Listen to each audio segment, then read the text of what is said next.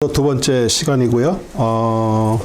내용들은 수업은 이제 음식과 그리스도인의 자유, 또 그리스도인의 책임. 우리가 자유가 있다라고 해서 그것을 방종으로 하는 것이 아니라 그걸 가지고 우리는 책임을 지는 거죠. 그다음에 우리 복음 전파자 하나님께서 돌보십니다. 그리고 지난 화요일 날 얘기했듯이 하나님은 그 나그네의 마음을 받은 자를 사랑하세요. 근데 나그네의 마음 누구도 잘 받지 않습니다. 왜냐하면 내가 내 힘으로 살아가려고 하나님을 믿으면서도 우리는 그렇게 사는 경향이 있어요. 근데 이 나그네는 뭐예요? 완전히 전적으로 하나님 앞에 드리는 거예요. 왜냐하면 나그네의 마음을 받았다는 얘기는 이런 일이 있든 저런 일이 있든 뭐 좋은 일 안 좋은 일 없고 있고가 아니에요. 그 대신 그 사람한테 뭐가 있어요? 분명히 하나님의 믿음을 갖고 있어. 그런데 그 믿음을 보고 하나님께서는 충실하게 할 수 있도록 하나님은 공급하세요. 그게 나그네 마음이고 나그네 정신이고 성경에서 6,000년 동안 숨겨진 비밀이에요. 그 비밀 받은 자들은 성경에 수도 없이 많습니다. 그런데 우리는 우리의 생각을 가지고 그래도 어떻게 그렇게 살 수 있어? 내가 그래도 뭘 해야지 이렇게 생각하는 사람은 하나님께서 그냥 한번 네가 네 힘으로 살아봐 이렇게 그냥 내버려둬요. 근데 진짜 하나님의 마음 받고 나그네 마음 받은 사람 하나님께서 책임지십니다. 그리고 우리는 항상 복음 전파자나 선교사나 하나님의 종으로 부른 사람은 하나님께서 특별히 택한 사람들이에요. 그런데 우리는 사실 모두가 다 그런 하나님의 종들이에요. 네. 그래서 우리 자꾸 이렇게 난 평신도니까 그런 생각하지 마세요. 말은 맨날 나 제사장이야, 나 왕이야 이렇게 얘기하면서 어떤 상황이 되면 그래도 난 평신도니까 그게 아니라니까요. 하나님께서 우리에게 그 능력들을 주셨어요. 그리고 이제 광야를 통과했던 이스라엘의 교훈인데 우리 이스라엘 백성들은요. 정말 우리가 그분들한테 감사해야 돼요. 우리가 겪어야 될 거를 벌써 다 자기들이 먼저 겪었어. 그러니까 우리는 성경을 읽고 하나님의 말씀을 배우면서 그 교훈, 그렇게 하면 분명히 이건 아니구나. 그런 걸 우리가 배우는 것이에요. 타산지석으로 삼는 거죠. 그 다음에 영적 은사와 사역에 대해서 공부하고요. 그리스도의 부활을 부인하는 여러 가지 이론들이 있습니다. 뭐 어떻게 보면 말도 안 되는 것들이 좀 있지만 그건 하나의 그냥 이론이에요. 예. 그래서 그 다음에 이제 성도의 부활에 대해서 공부하고요. 음식과 그리스도의 자유에 대해서 고린도전서 8장 1절부터 6절입니다. 좀 길지만 같이 읽겠습니다. 우상들에게 바쳐진 것들에 관하여는 우리 모두에게 지식이 있음을 알거니와 지식은 교만하게 하지만 사랑은 세워주느니라. 만일 누구라도 무엇이든지 안다고 생각하면 그가 마땅히 알아야 할 것은 아직 아무것도 모른다는 것이요. 만일 누구라도 하나님을 사랑한다면 그는 그분께 알려진 사람이라. 그러므로 우상들에게 바쳐진 제물을 먹는 일에 관하여 우리가 아는 것은 우상들은 세상에서 아무것도 아니며 하나님은 한 분밖에 계시지 아니하는 것이라. 비록 하늘에나 땅에나 신들이라고 불리는 많은 신들과 많은 주들이 있어도 우리에게는 오직 한 분 하나님 아버지가 계시니 만물이 그분께로부터 났고 우리도 그분 안에 있으며 또 한 분 주 예수 그리스도가 계시니 만물이 그분을 통하여 있고 우리도 그분을 통하여 있느니라. 아멘. 우리 고린도 지역에는 이방 신전들이 엄청 많았습니다. 이제 그러다 보니까 거기에 얼마나 많은 동물들을 이렇게 제사 희생제물로 바쳐졌죠. 일부는 제사장이나 제사 지내는 사람들이 그걸 먹었겠지만 또 많은 부분들이 시장에 정육점으로 판매가 됐어요. 이제 그러다 보니까 아무래도 신에게 바쳐졌다가 이렇게 나온 거니까 가격이 쌌겠죠. 그래서 사람들이 많이 그것을 사다 먹었습니다. 근데 어떤 믿는 사람이 그것을 우상에다가 제물에다가 바쳐진 걸 알면서 뭐 담대하게 먹을 수 있겠죠. 그러나 그거 정말 연약한 사람이 그걸 만약에 봤을 때 저거 우상에다가 바쳐진 건데 어떻게 좀 믿는 사람이 저걸 먹지? 이렇게 생각하는 것 때문에 이제 이런 문제들이 얘기가 나오는 것이에요. 사실 우상 아무것도 아닙니다. 그렇죠? 뭐 신적 존재나 초인간적인 그런 거 아닌데 우리 세상에는 오직 여호와 하나님 외에 다른 신이 없습니다. 우리 시편 96편 5절에도요. 민족들의 모든 신들은 우상이나 주께서는 하늘들을 지으셨습니다. 그리고 우리 지식은 사람을 교만하게 해요. 그런데 사랑은요, 사람을 세워줘요. 그래서 이 사랑이 그렇게 중요한 것이에요. 우리 공동체 안에서도요, 정말 하나님의 사랑을 부음받은 자, 그리스도의 사랑이 부음받은 자는 어떻게 해서라든지 상대방을 세워주려고 그래요. 어떻게 해서라든지 내가 희생이 되고 말지 그러면서 세워주려고 그래요. 그런데 이렇게 교회 안에서도 되게 자기를 되게 나타내고 막 이런 사람들은 사실 어떻게 보면은 그 안에 사랑이 없는 거예요. 교만이죠.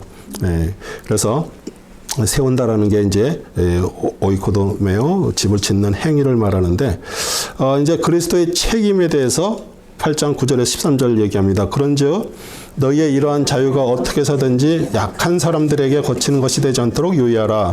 지식 있는 내가 우상의 잔에 앉아 먹는 것을 누가 보면 약한 양심을 지닌 그가 우상들에게 바쳐진 것들을 먹는데 담대해지지 아니하겠느냐. 그러면 내 지식으로 인하여 그 약한 형제를 망치게 되리니 그를 위하여 그리스도께서 죽으셨느니라. 그러므로 너희가 형제들에게 그렇게 죄를 짓고 또 그들의 약한 양심에 상처를 주는 것이 곧 그리스도께 죄를 짓는 것이니라. 따라서 음식의 내 형제를 실족시킨다면 나는 고기를 이 세상에 존재하지 않는 한 먹지 아니하리니 이는 내가 내 형제를 실족시키지 아니하려는 것이니라. 네. 그러면서 우리 세상 사람들에 대해서는 우리 디모데전서 3장 7절에서 이렇게 얘기합니다. 또한 예부 사람들로부터는 이 세상 사람이죠. 좋은 평판을 받아야 할지니 이는 그가 비방과 마귀의 올무에 빠지지 않게 하려는 것이라. 또 우리 믿는 자들에 대해서 에베소 4장 32절에 너희는 서로 친절하고 다정다감하며 서로 용서하되 하나님께서 그리스도를 위하여 너희를 용서하신 것 같이 하라. 그래서 우린 교회 안에서도요. 우리는 그 용서가 중요한 것이에요. 우리 상처 받을 수 있습니다. 말을 이렇게 잘못 이렇게 함부로 한다든지, 아니면은 이렇게 같이 있다 봐도 어떤 분은 좀 약간 얄밉게 하는 것들이 있어요. 그렇지만 그런 것들을 가지고 우리는 용서를 해야 되는 것이에요. 그리고 연약한 성도들 때문에 고린도전서 8장 12절도 그러므로 너희가 형제들에게 그렇게 죄를 짓고 또 그들의 약한 양심에 상처를 주는 것이 곧 그리스도께 죄를 짓는 것이니라. 그러니까 우리 말씀을 읽었잖아요. 분명히 우상 제물인지 아는데 그것을 담대하게 먹으면 좀 연약한 사람들, 장로님이, 목사님이 지금으로 얘기하면 그러는 거예요. 저 정도는 괜찮나 보네. 이러면서 이제 그걸 하기 때문에 우리 사도 바울은 그러잖아요. 정말 그렇다면 자기는 고기를 아예 먹지 않겠다 얘기를 하는 거예요. 근데 사람은요, 안 보는 것 같아도 어느 순간에 이렇게 다들 봐요. 우리 목회자도요, 안 보는 것 같아도 전체를 보고 있어요. 그래서 우리가 살면서 특별히 이거로 인해서 혹시 연약한 성도가 시험을 들지 않을까 항상 그걸 우리는 조심하는 것이에요. 그렇죠?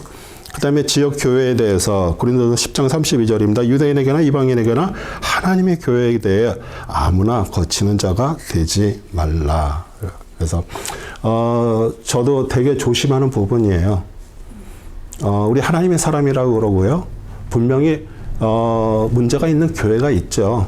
그런데 되도록이면요, 우리의 성도들이 입에서 저도 되도록이면 진짜 지킵니다. 이렇게 다른 교회에 대해서 설령 그것들이 잘못돼도 우리는 교회에 가지고서 우리 믿는 자가 그걸 얘기하는 거, 그 하나님 기뻐하지 않으세요. 그리고 그런 교회는요, 하나님께서 다 하실 거예요. 예. 그리고 목회자가 잘못된 거에 대해서 막 성도들이 얘기하는 것들, 이해해요. 그러나 우리가 그렇게 얘기한다고 그게 되겠어요? 하나님께서 처리하셔요. 그러니까 우리는 그냥 그렇게 믿고 그래 하나님 앞에 맡기는 거예요.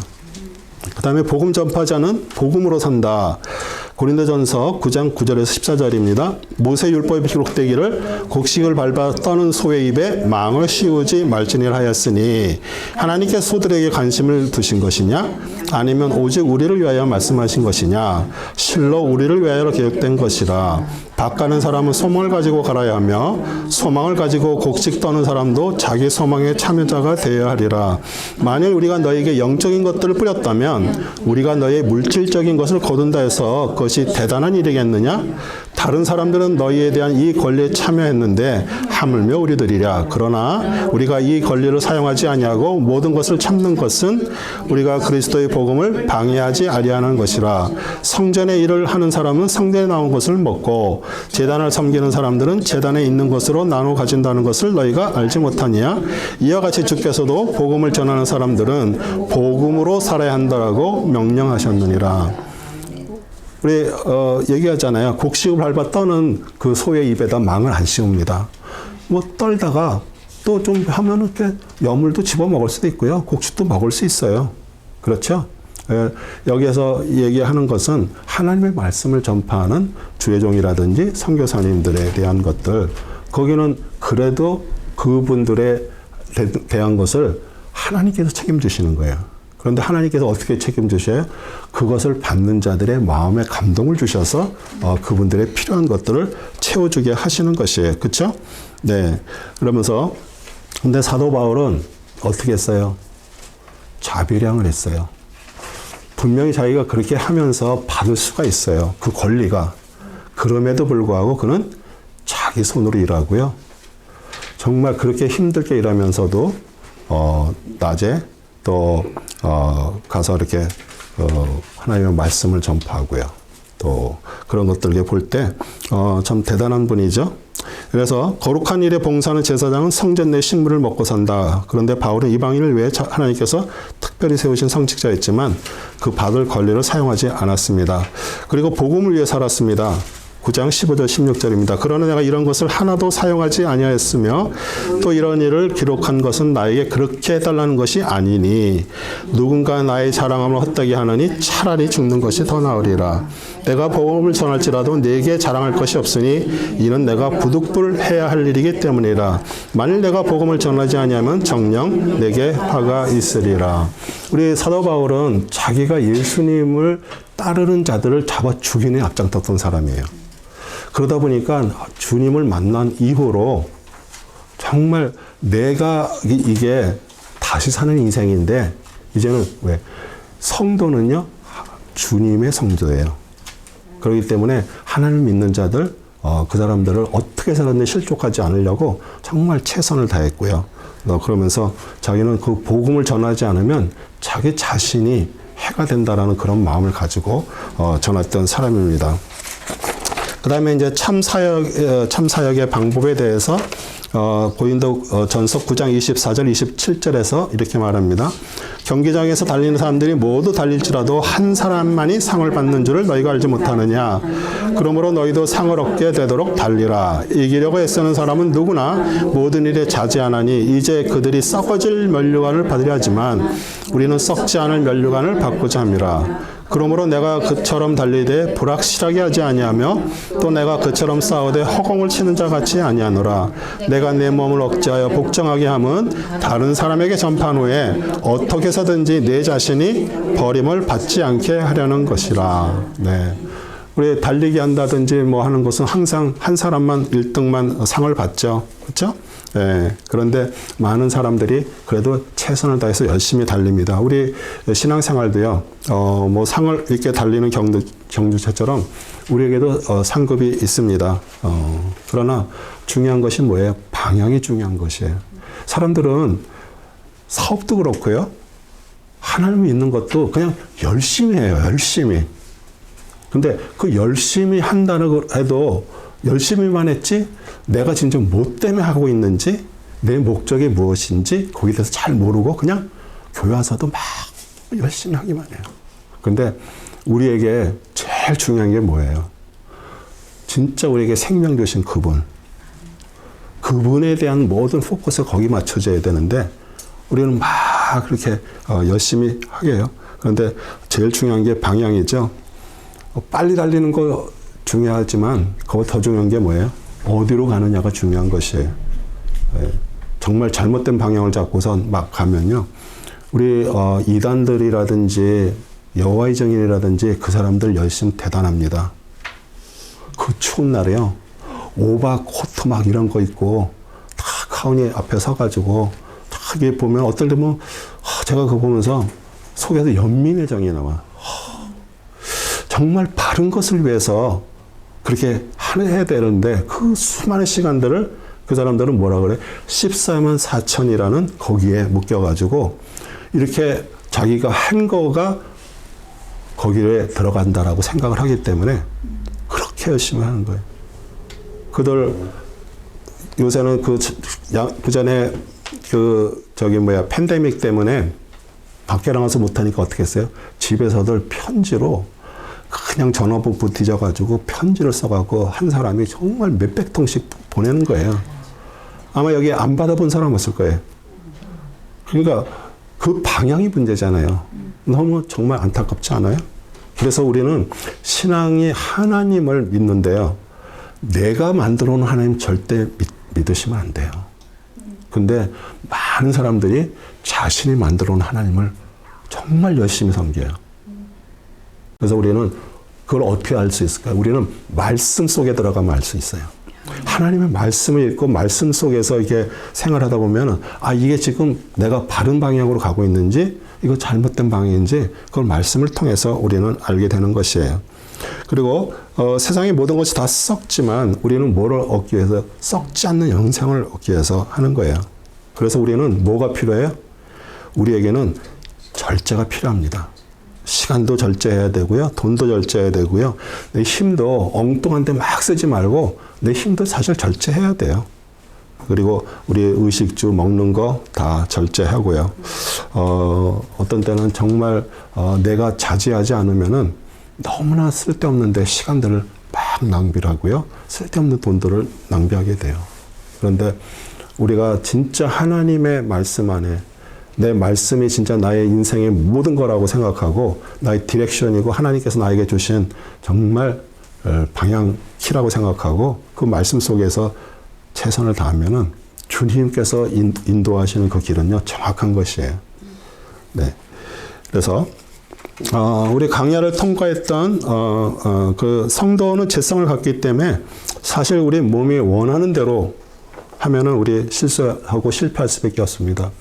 우리 입이 원하는 대로 먹으면 어떻게 돼요, 우리? 뚱뚱해져. 우리 저기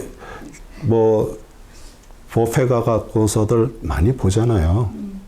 정말 몸을 가눌 수 없을 정도로 걷기가 힘들 정도로 와서들 하는데도요. 그분들 이게 먹다가 이렇게 보면요. 음식을 그냥 막 어마어마하게 해갖고 그거를 수도 없이 갖다가 먹는 거예요. 근데 그게 자신은 입이 땡기니까 어떻게 할 수가 없겠죠. 그것처럼 힘든 게 없어요. 그런데 우리가 이 몸도요, 하나님께서 우리한테 주신 성전이에요.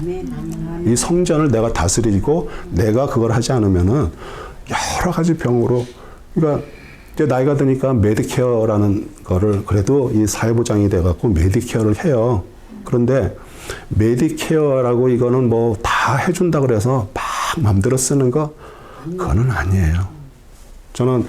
저도 지금 메디케어를 이렇게 하면서도요, 정말 진짜 필요한 부분들만 제가 저걸 하는데, 왜냐하면 누군가가 그렇게 쓴다 그러는 것은 어떻게 보면 딴 쪽에서 지금 마이너스가 되고 있는 부분이고요.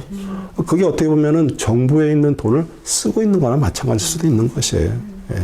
그래서 우리는 항상 정말 나의 몸을 잘 다스리고요. 또 그러면서 우리 바울도 전도자인데요. 제 가운데 만약에 빠진다면 내가 남은 구원해 놓고 자기는 어떻게 된대요?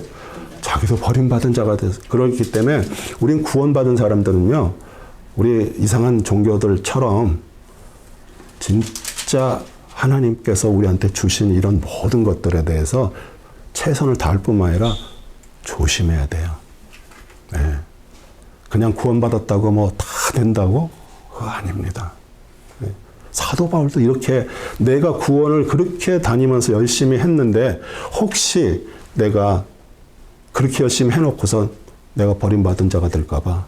그래서 우리가 구원을 정말 최선을 다하는 거예요. 강야를 통과했던 이스라엘 교훈 고린도전서 10장 6절에 10절입니다. 이제 이런 일들을 우리가 본보기가 되어 그들이 멸망하였던 것 같이 우리도 악한 일들을 열망하는 자가 되지 않게 하려 함이라. 너희는 그들 중 어떤 사람들처럼 우상 숭배자가 되지 말라. 기록된 바와 같이 곧 그 백성이 앉아서 먹고 마시며 또 일어서서 뛰논다 한 것이라. 우리는 그들 중 어떤 사람들이 행한 것처럼 음행하지 말자. 그들은 그러다가 하루에 24,000명이 죽었느니라. 우리는 그들 중 어떤 사람처럼 시험한 것처럼 그리스도를 시험하지 말자. 그들은 그러다가 뱀매들에게 물려 죽었느니라. 너희는 그들 중 어떤 사람이 불평한 것처럼 불평하지 말라. 그들은 그러다가 멸망시키는 자에게 멸망을 당했느니라. 그리고 그들의 우상 숭배가 뭘까요? 우리 금송아지를 만들었어요. 그렇죠? 네. 그러고서 아까 여기 이렇게 나오잖아요. 백성들이 앉아서 먹고 마시고 또 일어서서 뛰논다. 우리 저번에 공부했죠. 이것이 음란하게 하는 것을 말하는 거예요. 네. 그러면서 이제 그러니까 어떻게 해요? 모세가 이제 내려왔는데 하나님께서 다 죽이라 그랬죠. 근데 모세가 중간에 중보하면서 하나님 앞에 이제 얘기할 때 이제 하나님께서 내 편에 모이라 그랬더니 누가 레위 족속들이 모였어요. 그래서 레위가 연합이고요. 그러면서 하나님의 제사장이 된 거예요. 출애굽기 32장 28절입니다. 레위 자손들이 모세의 말대로에 그날의 백성 중에서 약 3,000명이 쓰러지느니라.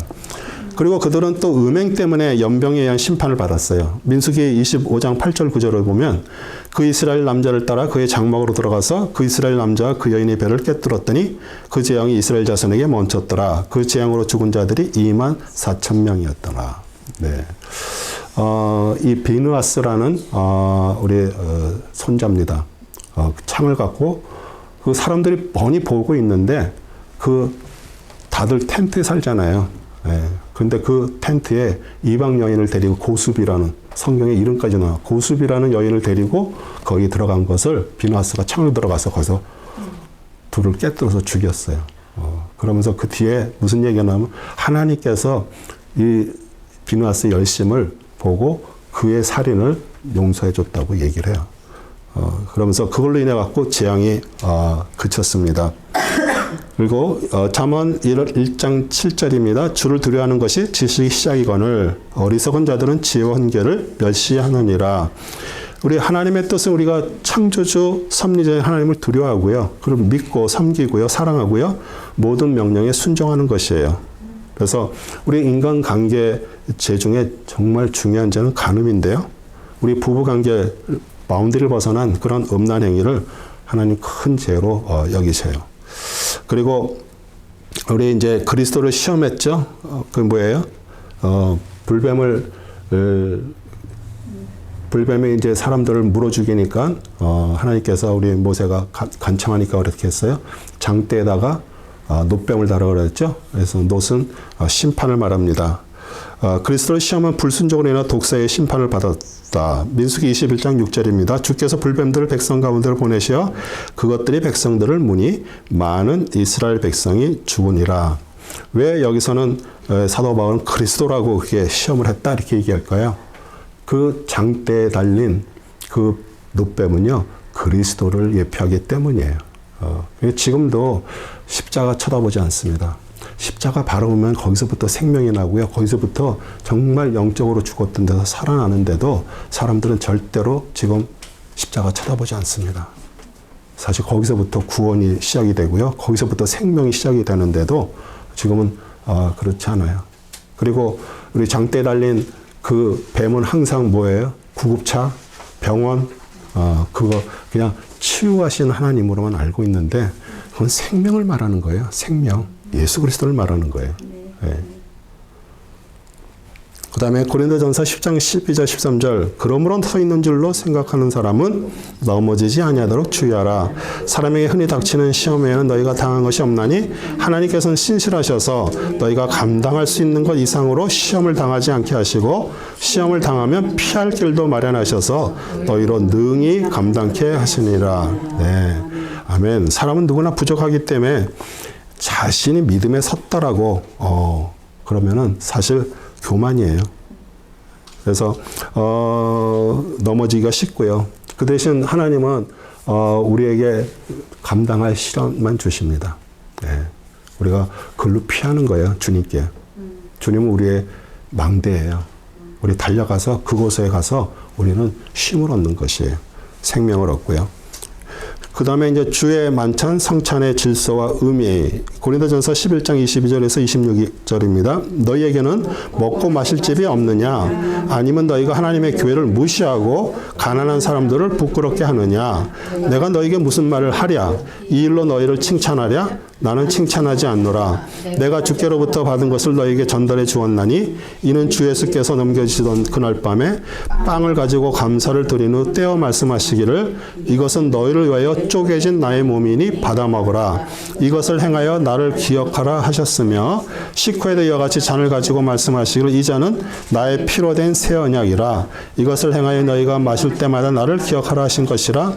너희가 이 빵을 먹고 이 잔을 마실 때마다 주의 지구심을 그분이 오실 때까지 선포하는 것이다. 네. 우리 예수 그리스도의 십자가가 없었다면 우리에게 속죄도 없고요. 죄 씻음, 구원도 없고요. 영생도 없어요. 그래서 이런 만찬 성찬은요. 그의 속죄 사역을 증거하기 위해서 우리에게 주신 그 교회에게 주신 것을 정말 질서 있게 우리가 받아야 되는데 이 당시에는 조금 이 성찬 만찬이 형태가 좀 틀렸던 것 같아요. 그래갖고 정말 변덕스럽고 자기중심적인 그 고린도 교인들이 그냥 먹는 일에 막 몰두하는 거예요. 그래서 완전히 성도들과 다른 성도들과 우리 구세주 완전히 무시했고요. 또 부유한 사람들이니까 이 교회에서 이렇게 그것을 준비하는 게 아니라 다들 그것을 가져와서 먹은 거예요. 그러니까 부자들은 어떻게 해요? 집에서 막 기름진 거 뭐 이런 것들 많이 가져오고 막 술도 가져와. 근데 가난한 사람은 없잖아요. 그럼 가져와서 나눠 먹으면 얼마나 좋아.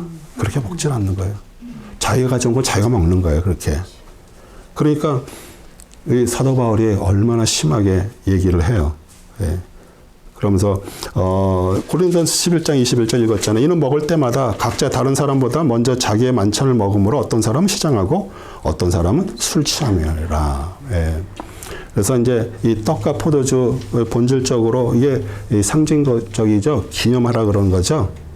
변화되는 건 아닌데 우리 캐토릭에서는 화채설을 믿습니다. 지금도 화채설을 믿어요. 화채설이 뭐라 그랬어요? 떡과 잔이 이 몸 안에 입 안에 들어가면 속에서 뭐로 바뀐다고요? 실제로 그리스도의 몸과 피로 바뀐다라고 생각하는 거예요. 그러니까 한동안 중세시대 때는요. 이거 흘리면 안 되잖아요. 그래서 제사장들만 했어요. 그러니까 이 화채설을 지금도 그것을 믿고 있어요.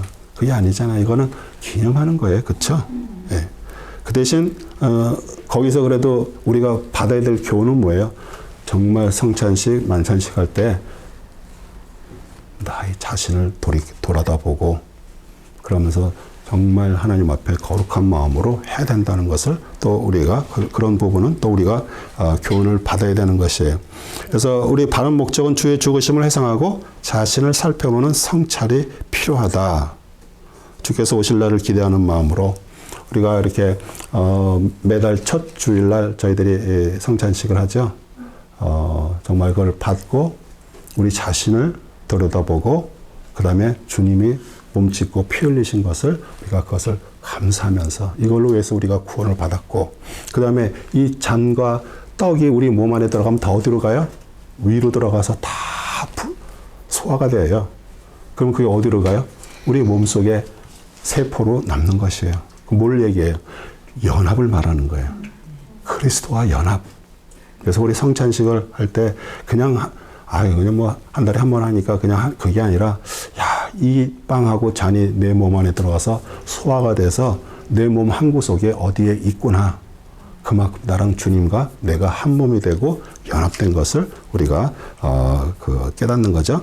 그 다음에 영적 은사와 사역, 고린도전서 12장 4절에서 11절입니다. 다양한 은사들이 있으나 성령은 동일하며 다양한 봉사들이 있으나 주는 동일하며 다양한 역사들이 있으나 모든 것 안에서 모든 것을 역사하신 하나님은 동일하니라. 그러나 각 사람에게 성령이 나타나심을 주신 것은 함께 유익을 얻게 하려 하심이라. 어떤 사람에게는 성령을 통하여 지혜의 말씀을 주시고 말씀으로, 또 어떤 사람은 같은 성령을 따라 지식의 말씀을, 또 어떤 사람은 같은 성령으로 믿음을, 어떤 사람은 같은 성령으로 병 고치는 은사들을, 또 어떤 사람들에게는 기적을 행함을, 어떤 사람에게는 예언함을, 어떤 사람에게는 형들을 분별함을, 곧 어떤 사람들은 여러 가지 사람들을 말함을, 또 어떤 사람이 방언을 통역함을 주시느니라.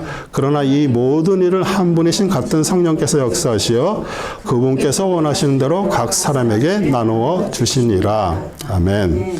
그리고 영적 은사는 믿는 자들의 구원을 받고 그때 우리 성령님께서 우리한테 주시는 그런 초자연적인 능력이죠. 그래서 성령의 선물과 성령으로부터 주시는 은사가 있는데, 성령의 선물은 언제 왔어요? 오순절날. 예, 그때 다락방에 임하면서 그때부터 성령의 선물이 왔고요. 그 다음에 성령의 은사는 우리 각자 개인에게 주시는 거예요. 저는 제가 정말 처음에 여기 이민 와서 DC에서 일하면서 너무 힘들었어요. 새벽에 가서 그 한 3, 40대 되는 차에다가 치킨 박스를 이렇게 실르는 그 일들을 했는데, 제가 한 7, 8개월 정도 일하니까 이 손목이고 허리고 다 나갔어요. 뭐 침도 맞고 뭐 하는데, 이게 무슨 그때만 잠깐 괜찮지 조금만 시간 지나면 또 허리가 아픈 거예요. 그러니까 이게 침대에서, 이게 미국은 침대 생활이잖아요. 침대에서 이렇게 벌떡 일어나지를 못해서 옆으로 침대 밖으로 이렇게 빠져나와, 이렇게. 그래서 다리가 나오면 이제 이렇게 서서 이렇게 하는데, 하나님께서 정말 때가 되니까 저희 섬기는 교회 목사님이 그 은사를 받으셨어요. 그래서 그 치유 기도를 받고 완쾌가 됐어요. 한 번에. 그러니까 그 다음부터는 저는 허리 아픈 적이 없어요. 그런데 그 동시에 뭐가 임했냐면 파티시페이션, 그 하나님의 은사가 저한테 임했어요. 그래서 저도 허리 아프신 분들 이렇게 기도를 하면은 실제로 제가 이제 사역을 하면서 우리 스페니시 교인들이 막 이 육체적인 노동을 막 심하게 하잖아요. 교회에 걸어 들어오지를 못하고 기어 들어오다시피 해도 하나님께서 역사하셔서 그 일들을 이루는데, 이게 제가 하는 게 아니잖아요. 하나님의 영이 저를 손을 통해서 그 일들을 하시는데, 저는 그러면서 이게 하나님께서 주신 거고요. 이게 무슨 뭐 동네방네 무슨 얘기할 게 아니에요. 만약에 그렇게 해서 만약 그게 진짜 된다 그러면 저희 교회 어쩌면 치유 은사 한다 그러면 엄청나게도 사람들 왔을 거예요. 근데 제가 그 치유 사역하는 교회에서 오랫동안 이렇게 사역을 하면서 뭐를 봤냐면, 아픈 사람들이 와서 분명히 나요. 역사가, 하나님의 성령의 역사가 일어나. 그러면은 그 일어나서 하나님께서 치유해 주셨으면 그 다음부터는 어떻게 돼요? 자신이 몸 관리를 잘해야 돼요. 네. 그런데 집회가 금요 집회가 매번 있었어요. 오랫동안 하다 보니까 치유받은 사람들이 조금 있으면 또 와. 그러니까 이게 치유가 중요한 게 아니라, 이게 진짜 근본적인, 하나님부터 구원받아야 되고요. 하나님의 영이 임한 하나님의 사람이 되고, 그게 중요하잖아요. 이게 금세 뭐 병 좀 낫는 거 중요한 거 아니에요. 네. 그 사람한테는 그게 되게 중요할지 몰라도요. 그래갖고 거기 목사님이 이거 항상 치유 집회하기 전에 하나님의 말씀을 꼭 증거합니다. 조금만 길어지면 다 시계 들여다봐요. 왜 빨리 안 하냐고. 네. 참, 그래서 이거는 다 하나님의 은사예요. 언제 걷어갈지도 모르는 거고요. 근데 여기에서 그러잖아요. 믿음 진짜 중요한 은사예요. 근데 사람들은 믿음이 무슨 은사나 생각하죠? 아니에요. 우리 신앙생활의 기본이 되는 게 믿음이에요. 믿음이 없으면 하나님 기쁘시게 못합니다. 그분이 분명히 계신 것과 우리에게 상 주신 분을 믿어야 되는데, 그 믿음이 은사라고 우리 한번 잘 생각해 보세요. 하나님으로 믿음이 와야 돼요. 거기서부터 우리 신앙이 되는 거예요. 뭐 우리는 뭐 예언하는 거, 뭐 방언하는 거, 뭐 그런 거, 뭐 병 고치는 은사, 그러니까 우리 예언도 조심해야 됩니다. 하나님의 영이 임해서 예언하시는 분 분명히 있어요. 그건 저 인정해요. 근데 교회 안에서 만약에 권사님, 요번에 우리가 집을 살려고 그러는데 이거 살아야 돼요? 말아야 돼요?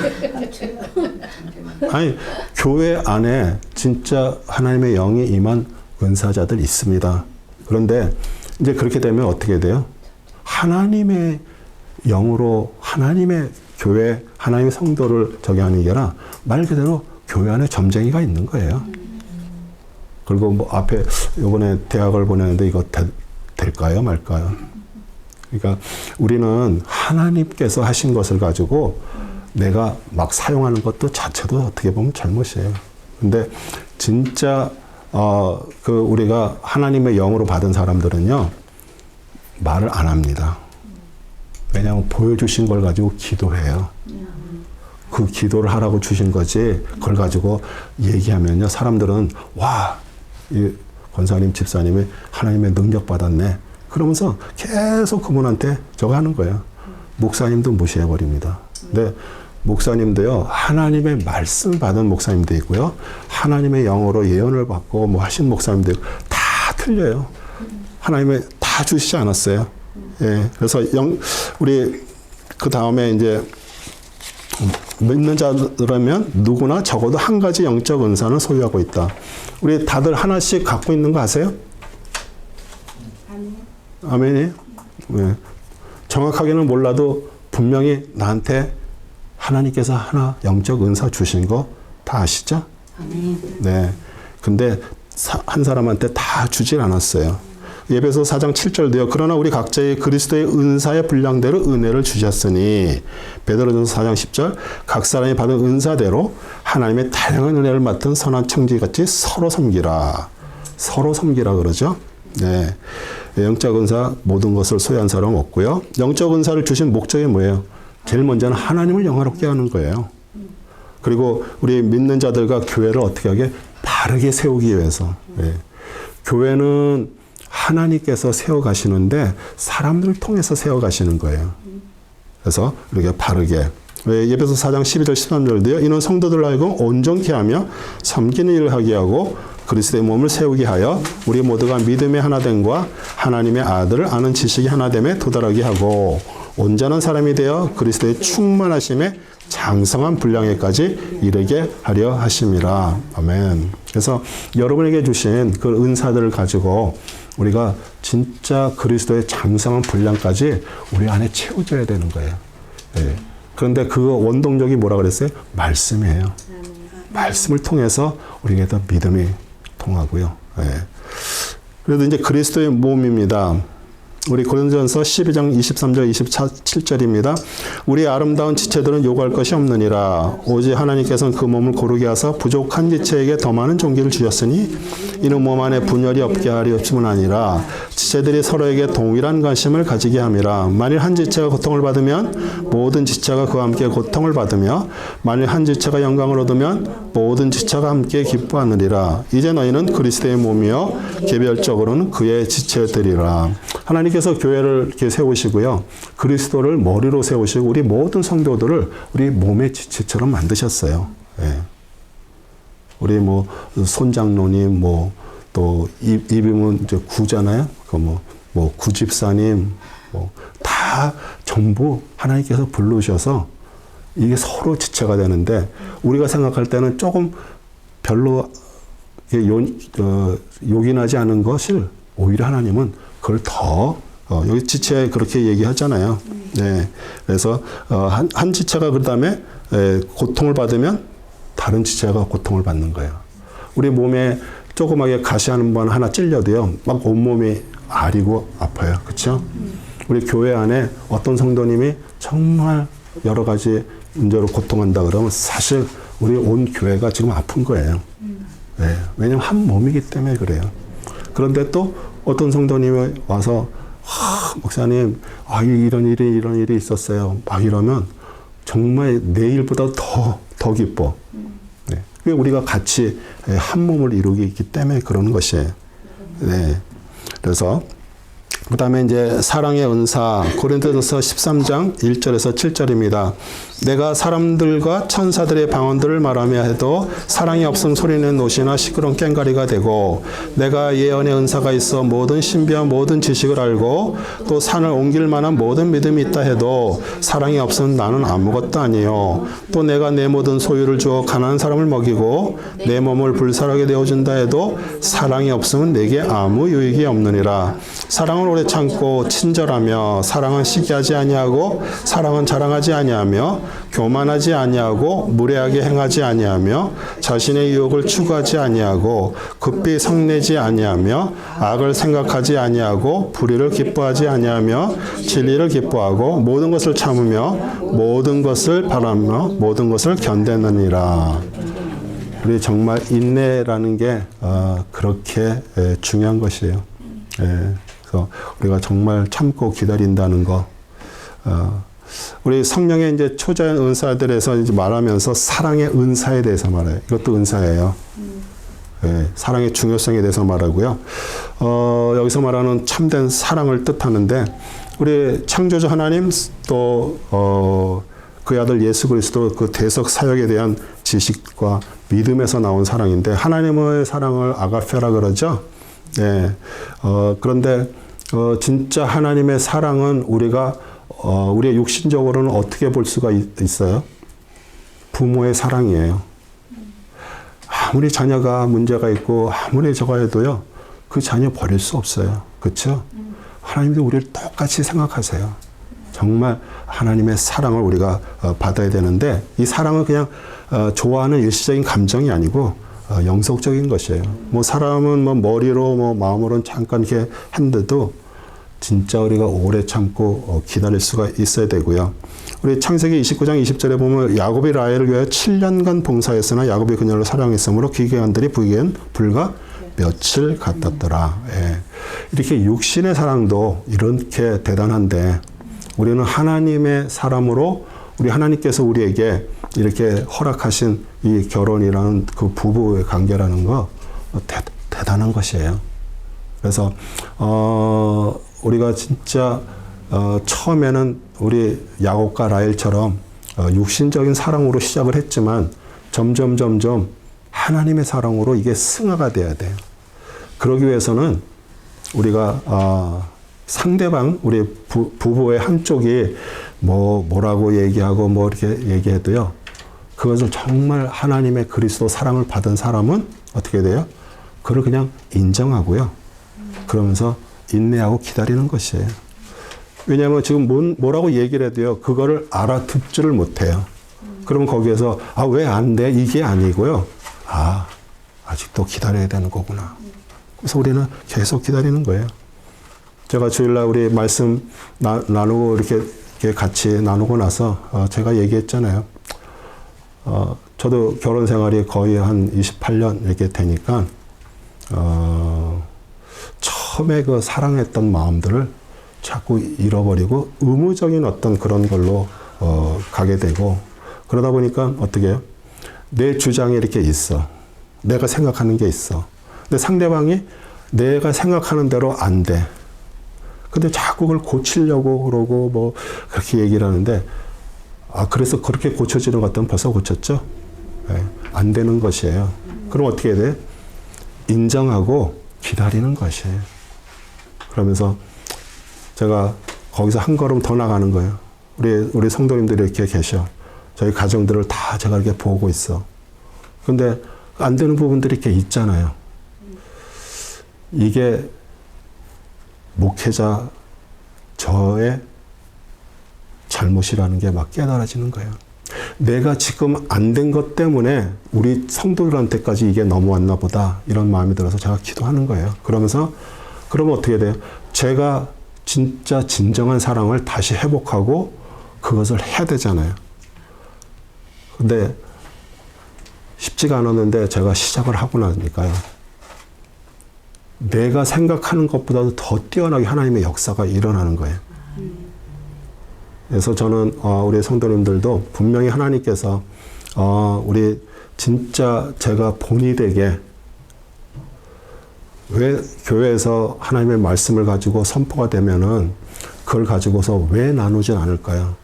나누게 되면 다 자기들이 어떤 문제들이 다 드러나요. 근데 교회가 설교 듣고서 끝나고 나서 진짜 다 하나님의 사람이 된다 그러면 그거만큼 대단한 일이 어디 있겠어요. 그렇죠?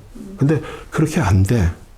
근데 그걸 안 하면 어떻게 돼요? 그냥 교회 와서 은혜스럽습니다. 너무 좋아요. 이러고서 그냥 가는데 전혀 안 바뀌는 거예요. 근데 하나님이 원하시는 게 뭐예요? 우리가 변화되는 것을 원하시잖아요. 그래서 우리가 조금 힘들어도 그것을 하는 거예요. 그래서 사랑은 시기지 않고 이웃을 사랑하는 자, 질투하지 않고요. 축하하죠. 네, 근데 제가 계속 얘기하죠. 그리스도의 사랑의 마음을 받아야 돼요. 이거 육신적으로 절대 안 되는 것입니다. 네, 그래서 오늘 그러잖아요. 이것도 은사라고 말하는 거예요. 또 사랑은 교만하지 않고 무례하지 않죠. 네, 그리고 자기의 유익을 굳지 않고요. 상대방을 배려합니다. 그래서 우리는 하나님께서 우리에게 주신 이런 공동체, 제일 중요한 가정 공동체가 바로 세워져야 돼요. 가정 공동체가 바로 세워지고 그 다음에 우리 사람과 사람 사이에 그 공동체, 교회 공동체도요. 가정 공동체에서 바로 세워지지 않으면 교회 공동체에 와서도요. 똑같이 그 일들을 계속 반복이 되는 것이에요. 그래서 하나님의 사랑들을 받고 우리가 그 일을 하는 거고요. 예언의 은사. 고린도전서 14장 4절에서 9절입니다. 알지 못하는 방언을 말하는 사람은 자신을 세우나 예언하는 사람은 교회를 세우느니라. 나는 너희 모두가 방언들로 말하기를 바라지만 차라리 예언하기를 바라노라. 이는 방언들로 말하는 자가 통역을 하여 교회가 세움을 입지 못한다면 예언하는 자가 더 낫기 때문이라. 그러므로 형제들아 만일 내가 너희에게 가서 방언들로만 말하고 계시로나 지식으로나 예언으로나 교리로 말하지 아니하면 너희에게 무슨 이익이 있겠느냐. 필이나 하프같이 생명이 없는 것일지라도 소리를 낼 때 그 소리를 구별하지 아니하면 피리를 부는 것인지 하프를 타는 것인지 어떻게 알 수 있으리요. 뿐만 아니라 만일 나팔이 불확실한 소리를 내면 누가 전쟁을 준비하겠느냐. 너희도 마찬가지라. 만일 너희가 방언으로 쉽게 알아들 수 없는 말을 한다면 무슨 말을 하는지 어떻게 알 수 있겠느냐. 이는 너희가 허공에다가 말하는 것이니라. 네. 우리 방언으로 말하는 것, 우리 사실 방언은요, 개인과 하나님과의 대화예요. 그렇죠?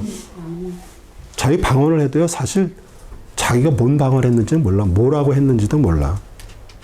이거 하늘의 언어이기 때문에 그러는 것이에요. 그러니까 어떻게 성도한테 도움이 안 되는 것이에요. 그러니까 분명하게 소리가 나야지 전쟁도 나팔을 불 때 이게 모이라는 나팔이냐 아니면 전쟁 게 저거 되는 거냐 이렇게 구별이 돼야 되잖아요. 그렇죠? 네.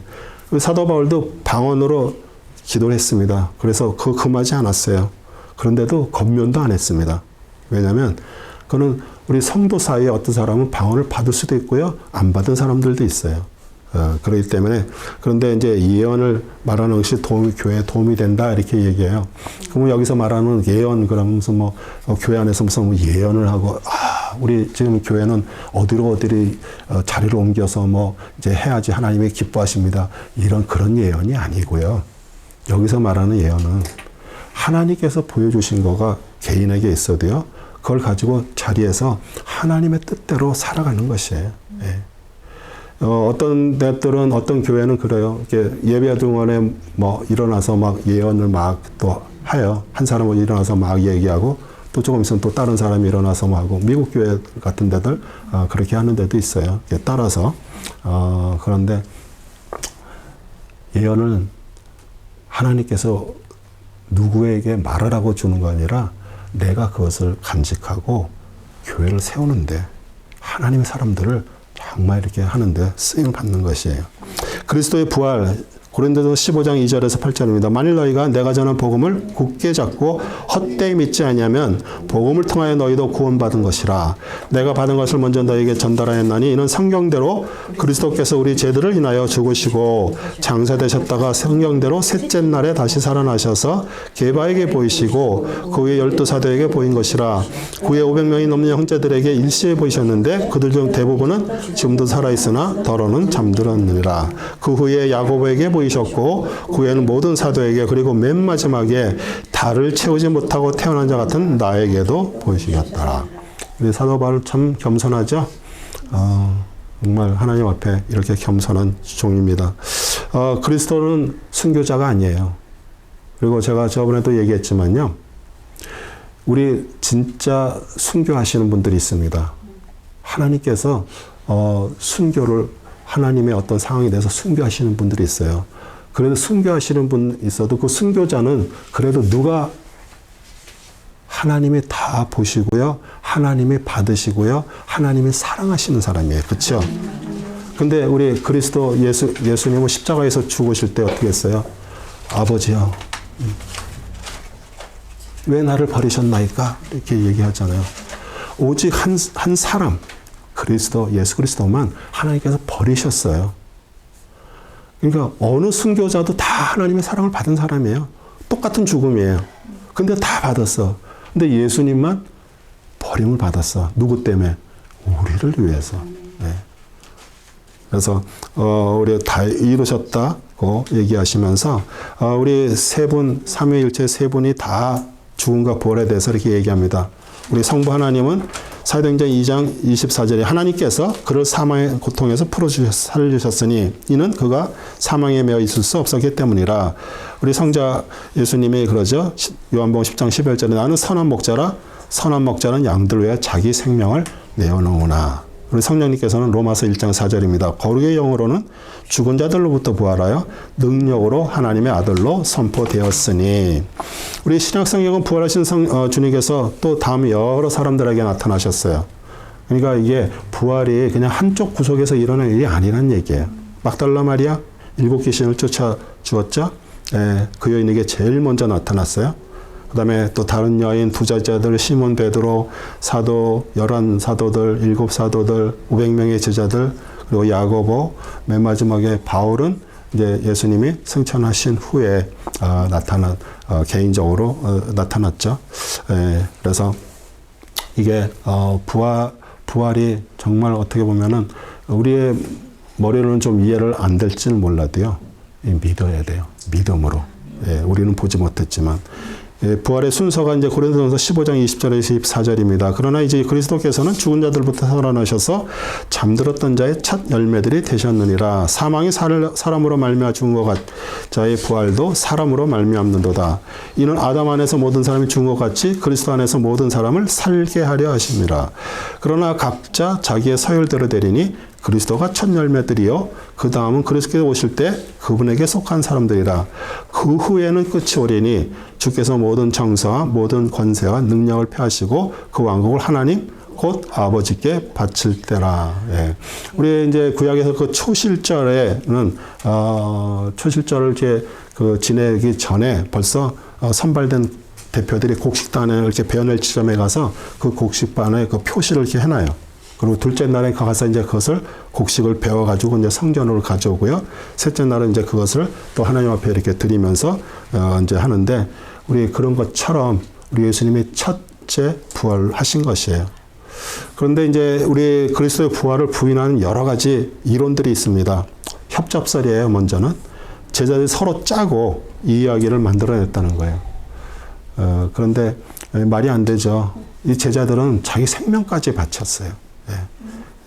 그 다음에 기절설이에요. 그 십자가에서 죽으셨는데 이제 무덤으로 옮겼더니 무덤에 냉기 때문에 기절해서 깨어났다라고 그들이 이렇게 생각하는 거예요. 그 다음에 환상설은 그냥 제자들이 그냥 환상적으로 그걸 봤다 그러는데 이렇게 500명이 넘게 그 사람들이 봤다 그런다고 하고는 완전히 얘기가 틀리죠. 그 다음에 이제 영혼설이에요. 그냥 오직 영혼만 부활했다는 거예요. 그러니까 이단이 이제 주로 이걸 주장을 하고요. 그런데 우리 누가복음 24장 39절에 내 손과 발을 보고 나인 줄 알라. 또 나를 만져보라. 영은 살과 뼈가 없으되 너희는 보은 바와 같이 나는 있느니라. 네, 이렇게 얘기했습니다. 그 다음에 마음설은 그냥 예수님이 그의 친구들 사이에 마음속에서만 그냥 이렇게 부활했다고 이렇게 믿는 거예요. 그런데 진짜 그 부활의 실체라는 것은 우리가 주님을 정말 개인적으로 만나고 난 다음부터 거기에서 진짜 그 마음속에 강한 확신이 들어옵니다. 부활의 성도들 고린도전서 15장 52절에서 58절입니다. 마지막 나팔 소리에 눈 깜빡하는 순간에 그러하리라. 나팔 소리가 나면 죽은 자들이 썩지 아니한 몸으로 일으켜지며 우리도 변화되리라. 그리하여 이 썩을 몸이 반드시 썩지 아니할 몸을 입고 이 죽을 몸이 반드시 죽지 아니할 몸을 입으리라. 이 썩을 몸이 썩지 아니함을 입고 또 이 죽을 몸이 죽지 아니함을 입게 되면 그때 사망이 승리 속에 삼킨 바 되었으리라 하고 기록된 말씀이 이루어지리라. 오 사망아 너를 쏘는 것이 어디 있느냐? 오 음부야 너의 승리가 어디 있느냐? 사망에 쏘는 것은 죄요 죄의 능력은 율법이라. 그러나 우리 주 예수 그리스도를 통하여 우리에게 승리를 주신 하나님께 감사하노니 그러므로 나의 사랑하는 형제들아 견고하라. 흔들리지 말라. 항상 주의 일을 넘치게 하라. 이는 너희의 수고가 주 안에서 헛되지 아니한 줄을 너희가 알미니라. 네, 우리가 이거 영광스럽게 천국에 도달하려면 우리 죽음을 통과해야 됩니다. 그렇죠? 네. 그런데 어떤 신비가 밝혀졌어요.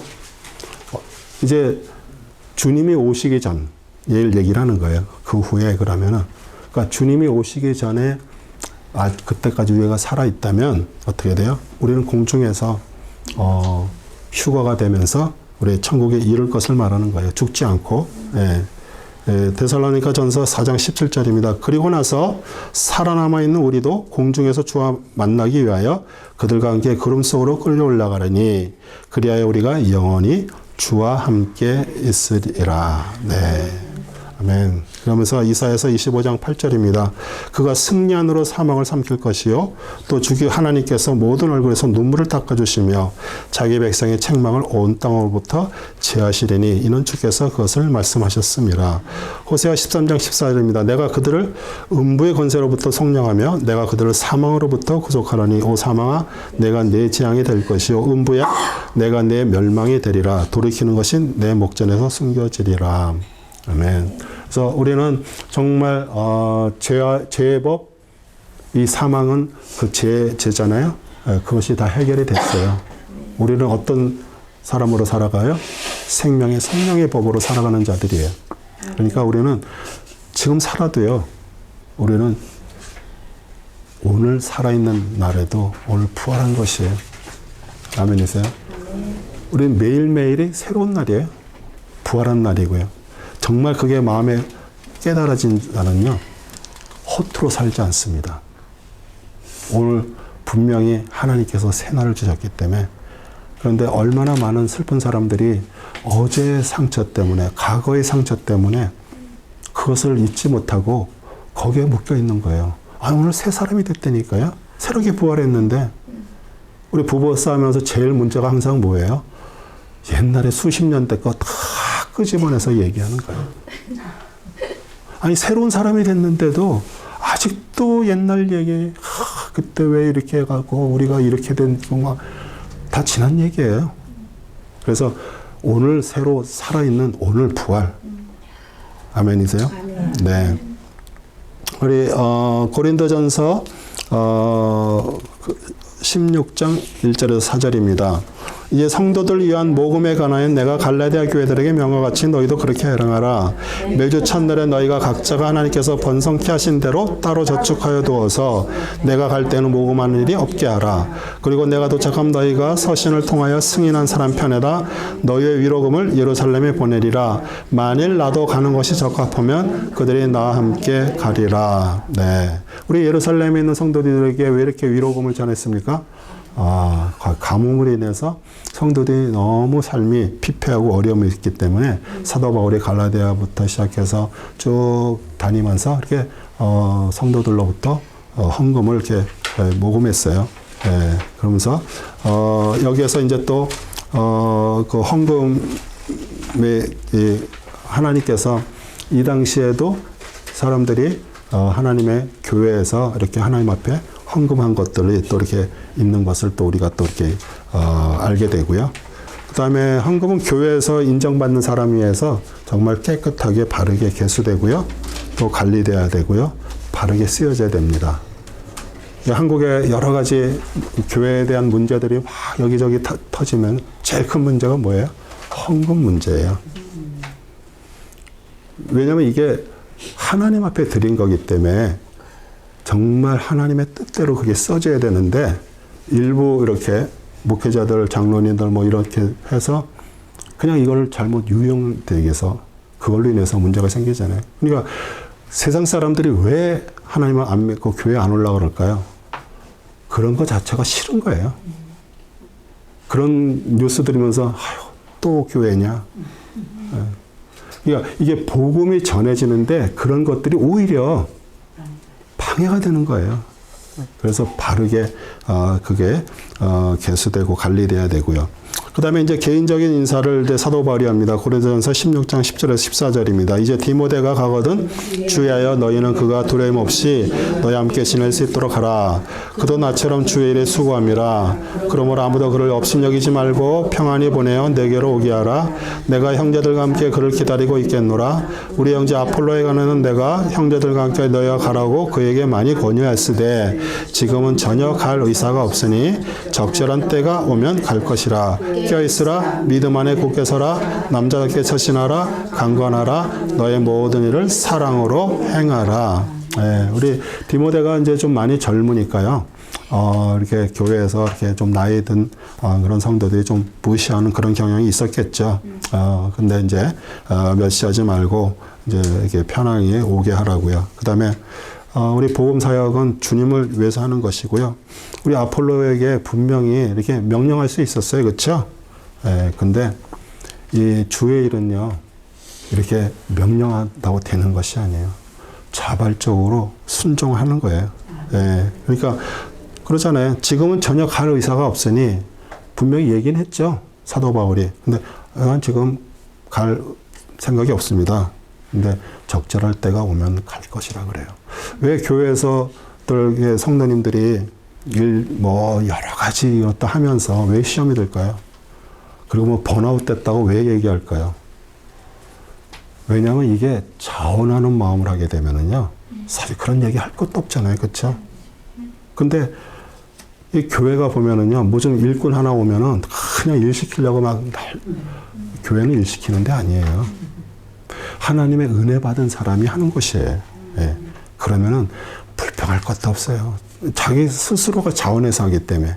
그리고 이게 누구를 위해서 하는 거잖아요. 아니잖아요. 뭐 목사를 위해서 하는 거예요? 그게 아니잖아요. 하나님을 위해서 우리가 하는 것이기 때문에 그래요. 아멘이세요? 아멘. 깨어라. 그레고레이테. 깨어라. 예. 사람이 죄를 짓고 육신적인 쾌락에 빠지면요. 영적으로 해이해지고요. 잠이 들어요. 그러니까 우리가 살아있다 그래서 살아있는 것이 아니에요. 잠자는 성도들이 엄청 많습니다. 예. 그래서 그럼 우리가 어떻게 깨어 있어야 돼요? 제일 멀리 해야 되고요. 믿음, 소망, 사랑 정말 그런 하나님의 사랑으로 신앙생활하고 정말 애를 쓰는 것이에요. 그리고 하나님은 우리에게 정말 그 하나님을 사랑하는 마음도요. 그냥 우리에게 오지 않습니다. 우리가 정말 공고하고 낙담하고 우리 마음이 힘들고 심령이 가난할 때 그때 주님께서 우리에게 말씀하시고 우리를 일으켜 세워주시는 것이에요. 예, 믿음에 굳게 서라. 스테케테. 우리 예수 그리스도의 믿음으로 구원을 받았습니다. 믿음이에요. 우리 예배소서 2장 8절입니다. 너희가 믿음으로 말미암아 은혜로 구원을 받았으니 이것은 너희에게 난 것이 아니요 하나님의 선물이라. 예. 그래서 우리의 그 믿음, 아까도 제가 얘기했죠. 이거 은사입니다. 하나님께서 받아야 돼요. 내가 막 열심히 한다고 이 믿음이 거기서 뭐 잘하고 이러는 게 아니에요. 하나님의 성령으로 이 믿음이 우리 안에 들어와야 돼요.